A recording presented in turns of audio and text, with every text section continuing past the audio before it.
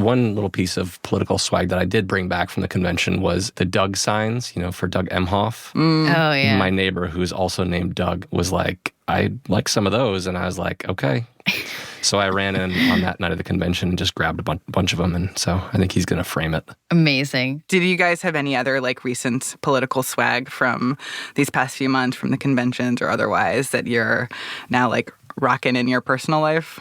I still have this one shirt that I'll wear every once in a while, and I'm like, such a relic. It has every single Democrat who ran, and there's so many. I always forget how many Democrats ran in 2020, and they're crossed out, and it's oh no, this person jumped back in. Okay, top 5. Oh no, let's add this person last minute. It's just the most chaotic shirt, and I'm like, that was the energy of 2020. Welcome to the Campaign Moment on this Friday, October 11th. I'm Martine Powers, co-host of Post Reports. And I'm Aaron Blake, senior politics reporter and author of the Campaign Moment newsletter. We're also joined this week by Mariana Sotomayor, a congressional reporter for The Post who covers the House of Representatives. Hey, Mariana. Hey, how are you guys? Good. Thank you for being here. Of course. So this week, we're going to talk about control of Congress and specifically whether Democrats can flip the House of Representatives. Republicans have an incredibly slim majority, and they're defending a lot of seats in districts that President Biden won 4 years ago. Yeah, and we're also going to be talking about a couple other issues, including the politics of hurricane response and the interviews that Vice President Kamala Harris has done this week across many platforms. We'll talk about how she performed, what kind of impact these interviews could have on the race, and where we stand in that process. Yeah, I'm very excited to dig into that. But let's start with the House. Mariana, all the things about the House of Representatives. This is your bread and butter. And as we said, Democrats are trying to flip the House. And you were recently actually on the West Coast covering some of the races that could help Democrats do that. So tell me a little bit about this trip that you went on and some of your reporting. Yeah, so we're down to the final weeks. And here's the thing. Democrats only have to flip 4 seats that Republicans currently hold. And that is not much at all. Democrats have a ton of districts across the country where it's possible that they could oust a number of Republicans. So it's not only possible that they get the majority, it's possible that they could have an even larger majority than Republicans did, which was just a majority of 5. We know a lot of the struggles and problems that such a slim majority can bring, testing any kind of conference and, of course, leadership. So Democrats, they don't just want the majority. They want it to be significantly bigger so they can overcome any legislative hurdles in the future. But, of course, right now, a lot of these districts, interestingly enough, are in very liberal states. So I went out to California. Obviously, Vice President Kamala Harris is going to win there. Obviously, Adam Schiff, who's running for Senate as a Democrat, is going to win there. It's just the history of the state. Yeah. But there are 5 very swingy districts right now represented by Republicans that are literally within the margin of error of any kind of polling. And it's fascinating to go to these places because a lot of these districts that I went to, they're very different. One of them is represented by Congressman David Valadao. He represents the Central Valley, a much more rural agricultural district. There are so many Trump, Vance, massive signs lining a number of farms as you drive around his district. And he's one who has shied away completely of saying who he's even going to vote for in the presidential election because there are still a number of conservative voters who are mad at him and are going to be holding their nose, voting for him because they still remember that he voted to impeach Trump after the January 6th, 2021 insurrection. But, once you're in these districts, you kind of have to look at the different dynamics at play. So many Democratic registered voters in this very big district that Valadao represents, but the turnout level is so low. And that is what helps fuel Valadao in these elections. So you have a Democratic challenger and Rudy Salas, the second time they're facing off with each other. Some of the questions post-election, depending on the outcome, is going to be, did he have enough name ID? Are more Democrats going to turn out to flip these districts? And that is, I know, something that Democrats are working aggressively, and including in another district that I was in, just right outside of the LA suburbs, and totally different kind of landscape, where, again, you have voters who are thinking a little bit more conservatively. They are voters who miss the economy under Trump. That is something that I've heard across the board, is affordability in many different ways, whether it's from the grocery store to potentially buying a home. That is front of mind for voters. And the interesting dynamic about living under a liberal state for many of these voters is, though they care about abortion access, they know they will always have it. Because, the state legislature has either passed legislation to protect those rights or voters themselves. In the last election, California codified access to abortion, IVF, all these issues that in more battleground swingy states are under threat. That is more front of mind for, let's say voters in Arizona who have to vote on a measure. In California, they can talk about the economy, crime, issues that Republicans are actually succeeding in polling among voters. Wait, so beyond California, and I know there's, as you said, some very competitive House seats there, like what is the rest of the map? Like where are the other places where we're seeing House seats that could potentially dictate control of the House? And Aaron, I know that you have been looking at this recently too, like trying to get a lay of the land here. Yeah, the House map is diverse, but I would say that, it's actually kind of a smaller battlefield than we're accustomed to. Maybe, I don't know if Mariana agrees with that, but that's at least my perception. It's not just California, it's also New York. New York has a lot of districts that voted for a Republican in 2022, but had voted for Biden 2 years prior. So that's going to be a real central battleground in the race for control of the House. We also do see some, swingy districts sprinkled in the battleground states in the presidential race, Pennsylvania, Arizona, Wisconsin, and Michigan especially. And then there's some districts that we know are going to flip because there were redistrictings done since the last election. So Republicans are set to gain a bunch of seats in North Carolina, and Democrats are probably going to gain some seats in Louisiana and Alabama, I believe. I agree with you, Aaron. If you're looking at swing districts that existed over the past 10 years or 20 years, there were so many more options. There were so many more competitive districts.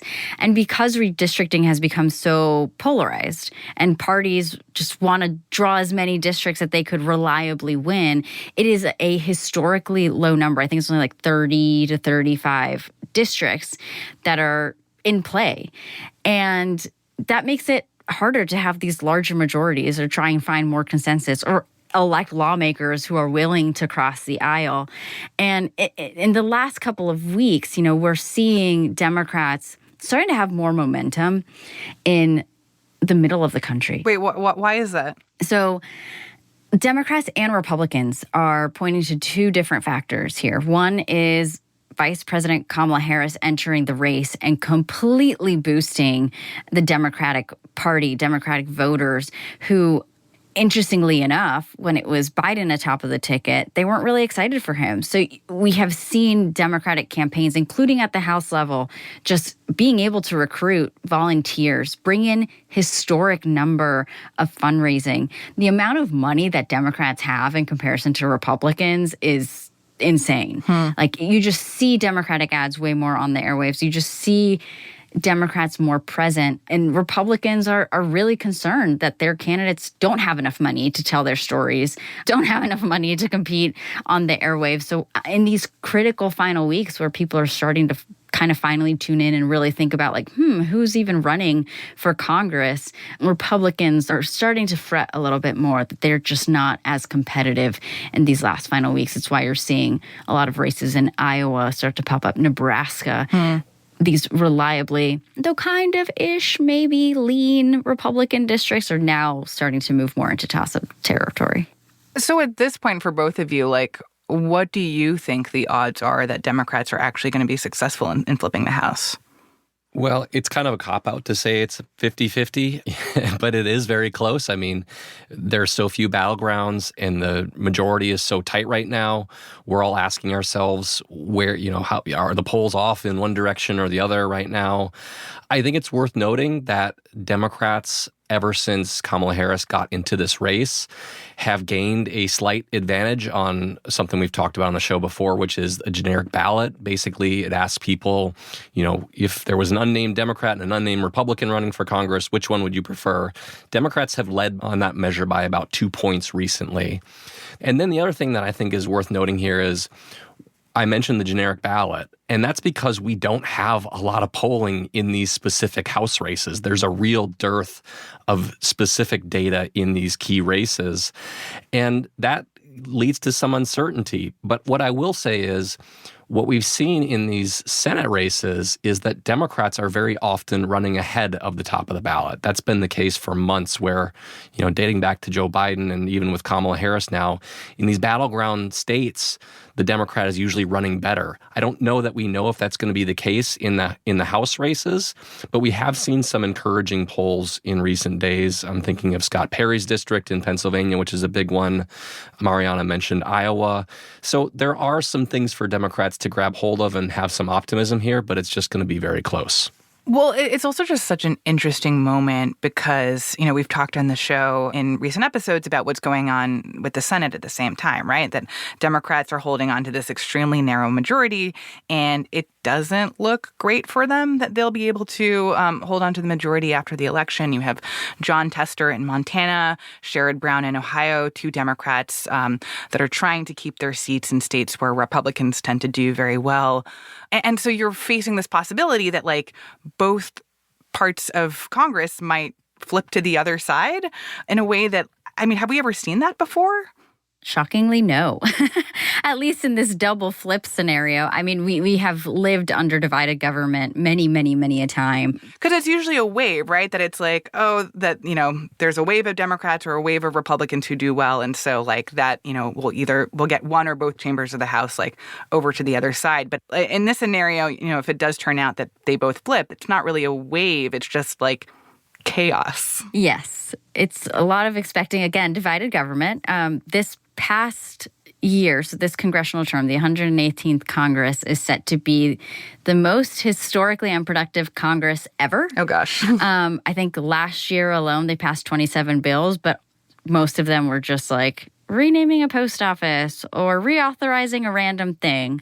Obviously, Congress was able to fund the government and send money to allies abroad. Those were big deal issues. But regardless of who is president, we're going to likely be dealing with possibly a Democratic House, possibly a Republican Senate. And we all know how that's worked out in the past. It's hard to find consensus nowadays in divided government. But what do you think that signifies? If it does turn out that the House flips to Democrats, that the Senate flips to Republicans, what does that say about where voters' heads are at and where the country is at right now?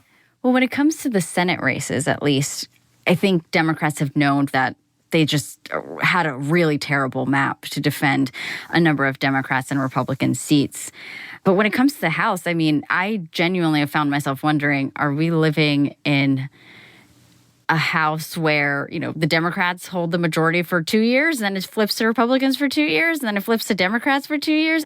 That's not ideal in terms of if you get things done, that those legislative successes, whichever party you're from, actually stays. Because usually when the parties flip, they're let's undo whatever the Democrats did. Let's undo whatever the Republicans did. So that's just not good for lasting, overarching change, regardless of how you define change based on the party that you're in. Interesting. So let's move on from this forecast for the House and talk briefly about what's been going on with Hurricane Milton. And from a political angle, obviously, hurricanes are the kind of external factor that are out of both parties' control but have a huge impact on the race. Aaron, you had a conversation with our colleague Dan Balls on Hurricane Helene last week and how that might play out, especially in North Carolina, where the cleanup is continuing. And of course, now we have Hurricane Milton that struck Florida this week. At this point, the death count there is at least 15 people. More than 2 million people are still without power there, and rescue operations are continuing. So I'm curious what your sense is of how the recovery efforts in Florida and North Carolina are going to impact the election. Yeah, I think there is no question that a large-scale disaster like this can have a significant impact. And these ones happen to be hitting states that are very important to the race for the presidency. It kind of seems crass to talk about politics when people are recovering, but these are very real issues that officials and the campaigns are confronting right now. This week I looked back at history and I wanted to see, if we had examples of major disasters like these and how they impacted the politics, the voting in the following election. One is Hurricane Katrina. Obviously, that's the big storm that comes to mind when people are thinking about these things. Of course. Happened in August of 2005. New Orleans had a mayoral election 8 months later, and turnout dropped by more than 10 points. We saw much more of a drop among Black voters in particular because those neighborhoods were more likely to be displaced. 8 months later, half the city was still displaced. So it had a significant impact on that city's politics and that city's election. And that was a hurricane that happened in August, right? Yeah, so they had 8 months to deal with this, and they sent absentee ballots out to Houston and all over the country for people who were displaced, and they still had a very significant drop in turnout. Marianne, I'm curious, since you have been out in the world traveling to some of these swing districts, have you heard people talking about what's been going on with the hurricanes, or what is your sense of how hurricane recovery is playing out in people's minds? Yeah, it actually came up way more than I even thought it would. I mean, I was out west. Our colleague Leanne Caldwell was also in Nevada. She heard from so many Nevadans about how, Biden's only sending recovery money to Democratic parts of a state or Democratic-leaning states or to states that Democrats need to win in this presidential election. But which, to be clear, isn't true. Right, exactly. So there was a lot of these conspiracy theories, and I actually heard it from a voter as well who pointed out that fact. Oh, did you hear that Biden, he's only helping the Democrats, not helping Republicans like us. So, we were out west. Yeah. It'll be interesting to see. I am also Martina Floridian. I'm from Tampa. So this past storm was really scary for I can imagine. Many family and friends. Yeah, hopefully they're all okay. Yes, thankfully everyone's good. On the congressional level, Florida has now become a little bit more reliably Republican on many fronts. It's going to be incredibly interesting, I think, to me. Just right next to Tampa is the St. Petersburg area. And obviously, Hurricane Helene really did damage in the last couple of weeks in that part of Tampa. And it is maybe the only swingy-ish, still lean Republican district on the House side. It's currently represented by Congresswoman Anna Paulina Luna. And she is someone who, she spoke to President Biden, but has also been kind of misconstruing how that conversation went. The White House had to respond to say, no, Biden is actually trying to, send as much money as possible. But I also have to wonder, how much are locals paying attention to that? Really, when you're in those situations, you're wondering, when is the government going to help me recover? How is it going to help me recover? And that is actually a big point of debate right now. Congress is obviously out until literally 1 month from today, November 11th. They come back. And I've talked to a couple of Republican leadership members and aides who privately are saying, we don't know the cost of these hurricanes. We just don't know the toll here. Even at this moment, we may not know a month from now. And that in and of itself is going to delay Congress passing disaster relief. I'm sure they're going to do it. There's just so much bipartisan will to be able to do that. But then you also have Republicans talking about offsetting costs, and that could add a whole other element to the debate and potential delay in sending money to areas that really need it. Well, we'll see how that plays out. We're going to take a break here. When we come back, we'll talk more about the top of the Democratic ticket and about the many interviews that Vice President Kamala Harris has done this week and what those efforts could mean for the race. We'll be right back.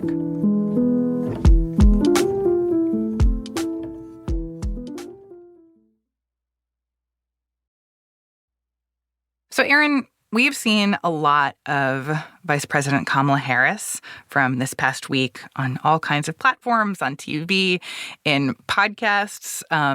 Of course, this comes after a lot of criticism that she hasn't been giving interviews, that she hasn't been appearing in less scripted or less controlled situations. And so it seems like this is her campaign's response to that. This is the moment where she's ramping this up. You've been writing about how your impressions of this kind of mini media blitz. What do you think? Yeah, Harris has done a lot of interviews this week. She went on the Call Her Daddy podcast.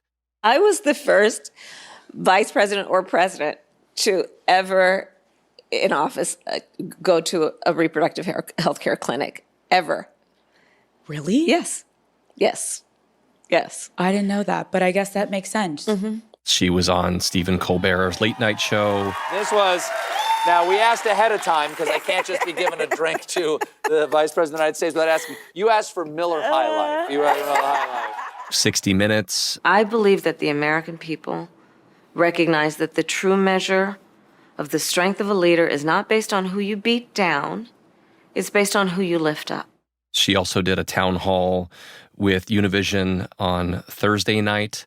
Howard Stern's show she was also on. So it's clear that her campaign, I think, decided that they want to put her out there more in unscripted settings, which has been a criticism that has been leveled at her campaign, that they've just not put her out there enough besides at rallies and at debates and things like that. And so she's been out there doing that more. I think there was a significant moment when she was on The View where she was asked what she would have done differently from Biden. There is not a thing that comes to mind in terms of, and I've been a part of most of the decisions that have had impact. This is undoubtedly not how the Harris campaign would have drawn up this answer. And Wait, what do you mean by that? What do you hear in that answer that is falling short, one could argue, and what could she have said differently? Yeah, I mean, she needs to create some distance from President Joe Biden. That much is clear. Biden is not popular. And at other points in the campaign, they've taken a lot more care to do that. We had the debate last month where she said, I'm not Joe Biden and I'm not Donald Trump. She's talked about a new way forward and used language like that. She kind of wants to be the change candidate. Mm-hmm. And so this was an example of her kind of being asked to highlight something that would have happened differently over the last 3.5 years, and she couldn't really do that. And I think that viewers of campaign ads are going to see this clip plenty. It's already popped up in a House campaign ad or two. So I think that was a really significant moment. Another thing that had really struck me in these interviews is that she's also a lot more comfortable talking about her opponent and her kind of broader vision than talking about policy. I think one really good example of that was on Thursday night in the Univision town hall that she gave, where she talked about Donald Trump as and his comments about only being a dictator on day one. And she basically said, for people who come from countries where they've seen, what a dictator can do, that basically Latin Americans might know or understand the stakes of this better than anyone. Donald Trump has said he will be a dictator on day one. Many people come from backgrounds and countries of origin, and we know what that means when you're talking about someone who wants to be president of the United States and wants to be a dictator, and what that means in terms of taking freedoms from their people. Yeah, this one was really interesting, and I was going to point to it because I think it points to this strategy of reaching out to very specific groups. Obviously, if you go on Univision, you're going to be talking to Latino voters who have trended away from Democrats a little bit in recent years. The View and Call Her Daddy were obviously geared towards women voters, the podcast especially towards younger women voters. I think the Howard Stern show is a show that has lots of probably very casual people who aren't watching the campaign terribly closely. And then all of these formats have large viewerships. I think the Harris campaign made a calculation that they need to take their message to a lot of people all at once and to specific constituencies. And so her comments to Latino voters basically a lot of you understand the dangers of having somebody who wants to be a dictator. This is why I am a better candidate for you on that front. I thought that was a thread that ran through a lot of these interviews. Yeah, hearing Harris not be able to say, oh, I differentiate from Biden on this front, or think, he should have handled this differently. I would bet all my money that Republicans in the House were like, yes, she said it. She's not able to differentiate herself, because the one complaint I keep hearing privately from House Republicans in their moment of kind of starting to fret that they could lose the House, one of them is a direct criticism of Trump, actually. The fact that he is pretty much unprincipled when he's on the campaign stage. He just goes on riffs. They wish that he, because he has the biggest microphone right now in the country, besides Harris, could just spend every minute of the day saying, this is how Harris is exactly like Biden. Harris is an extension. The Republicans do say it. Trump does say it, but then kind of moves on. Republicans are really wishing that he could do a better job of linking Harris to Biden. And the fact that she was unable to say any differences, and I believe even Biden this week said, oh, we're on the same page. The Democrats are the ones who are the gift that keeps on giving to Republicans in this sense. But I don't think that Republicans are, all of a sudden saying, oh my gosh, we're going to win the election because they're the ones linking each other. Because again, there's only so much that House Republicans can do. Sure, they can put this in an ad. They could be saying it on the campaign trail themselves. But if the top of the ticket isn't doing it to a ton of voters, that's the one worry among Republicans. And I would even say Republicans in the Senate is voters are not disassociating Harris enough away from Biden. Harris doing a good job of kind of centering herself and having a potentially different vision. Trump has also been doing interviews, but his interviews have been much more geared towards friendly audiences and interviewers and, kind of preaching to the choir. He did go on a podcast this week hosted by Andrew Schultz, which has a little bit of a different viewership. But we haven't seen as much of Trump reaching out to undecided voters as we have seen in Harris in recent days. Now, I want to come back to something you said before, that in some of these interviews that Harris has done or in the past week, that she has demonstrated more of a comfort talking about kind of her personal life or like personal stuff rather than policy issues. And I thought that was really interesting because I do think, I noticed that too, but I also think that's actually a pretty big shift from how Harris has been able to talk about her personal life in the past. That she, and I think we saw this in 2020, and I think we saw this in the very early stages of Harris coming on as the presidential candidate, a discomfort with knowing how to talk about herself in certain ways, or that when interviewers would kind of offer opportunities for her to speak more personally, that she would struggle with that. And it seems like she has improved on that. I mean, I feel like in the Howard Stern interview, and maybe that just speaks to how good an interviewer Howard Stern is. He got her to gab about all kinds of stuff, of her cereal and her routine and liking Formula One and stuff, where I was oh, I did not know that about Harris. These guys driving around the cars over and over again in a circle. It's so good. You really love that. We love it. Our whole family does. It's not a campaign and depending thing. on, no, God, no, wow. no.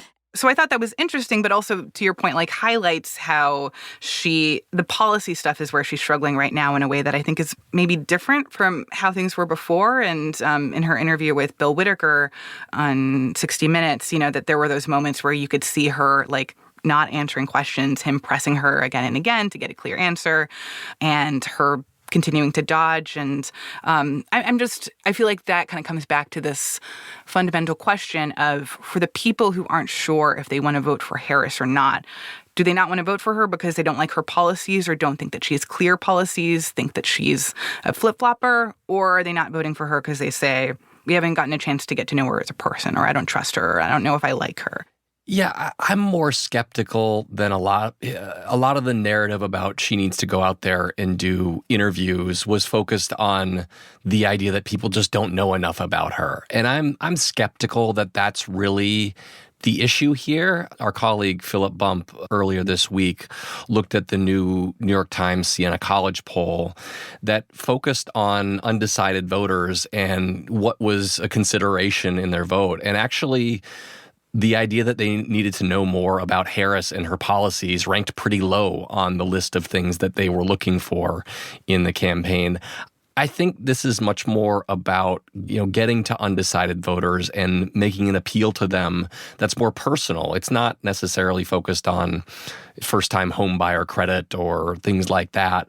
It's much more about not the vibes, but about kind of what's our vision for leadership here and making the case against Donald Trump. And one of the parts of this that I think is really interesting that I saw through a number of these different interviews was where she was talking about things that were like pitching her as being the candidate of strength. She went on 60 Minutes. She talked about how she had a Glock. What kind of gun do you own, and when and why did you get it? I have a Glock, and I've had it for quite some time. And look, Bill, my background is in law enforcement. And so there you go. Which I think was a surprising moment for a lot of people, even though she's mentioned in the past that she's a gun owner. But I think there's something about a Glock that is like, oh man, like this woman it is not like messing around. The stereotypically gritty firearm, if there ever was one, as anybody who, not to bring this back to 90s hip hop like we've talked about on this podcast before, but Aaron's favorite subject. It's a popular gun in those lyrics. So a lot of these interviews seem to be aimed at building up her toughness. And I think that suggests that there's a real moment in which the Harris campaign views that as something they need to drive home. We also have Tim Walz making the case to male voters. And then Barack Obama, I thought this was really striking on Thursday night, where he basically made a case to black men that they need to support Harris. We have not yet seen the same kinds of energy and turnout in all quarters of our neighborhoods and communities as we saw when I was running. Now, I also want to say that seems to be more pronounced with the brothers. And I thought he said some really interesting things, kind of admonishing the black men who are reluctant to support her. Yeah, and his tone, I think admonishing is the right way to describe it. It was very much like kind of wagging his finger at them as like, you might give excuses about why you're not voting for her, but, it comes down to you don't think a woman can run or can win or whatever, and like that's not a good reason to not vote for her, and basically like trying to call them on it. I thought taking that issue head on was a very interesting decision. You do risk looking like you are talking down to people. I think. Sure. And so they must perceive this as an issue enough that they need to do something. And it just got me thinking, like, we haven't had a whole lot of talk on this campaign about how reluctant Americans are to vote for a woman. That is an obvious potential issue in all of this. And maybe the Harris campaign is starting to view it as such.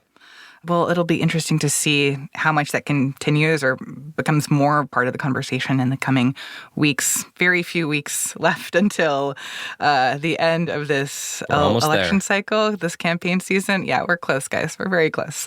Though who knows how long it'll be after Election Day. Quiet down. We can't have that. The election will be over on Election Day, Martine. You know that. Yeah. I'm crossing my fingers. But for now, that's all the time that we have for today. Mariana, thank you so much for being here with us this week. Thanks for having me. Mariana Sotomayor covers Congress for The Post. And Aaron, tell us a little bit about your newsletter. Don't forget to subscribe to the Campaign Moment newsletter. We'll be having more and more editions in the run-up to Election Day. And of course, you can find the link to the Campaign Moment newsletter in our show notes and at postreports.com. And if you're tuning in via Post Reports, we will keep bringing you these conversations most Fridays. But you're also able to hear more from me and my colleagues by also following the Campaign Moment show feed itself. Today's episode was produced by Eliza Dennis and mixed by Sam Bair. It was edited by Lucy Perkins and Mary Jo Murphy. Our team also includes Maggie Penman, Rena Flores, Monica Campbell, Ted Muldoon, Alana Gordon, Ariel Plotnick, Bishop Sand, Rennie Svirnovsky, Sadie Robinson, Emma Talkoff, Sean Carter, Peter Bresnan, Laura Benshoff, Allison Michaels, Renita Jablonski, and Elahe Izadi. I'm Martine Powers. And I'm Aaron Blake. Have a great weekend.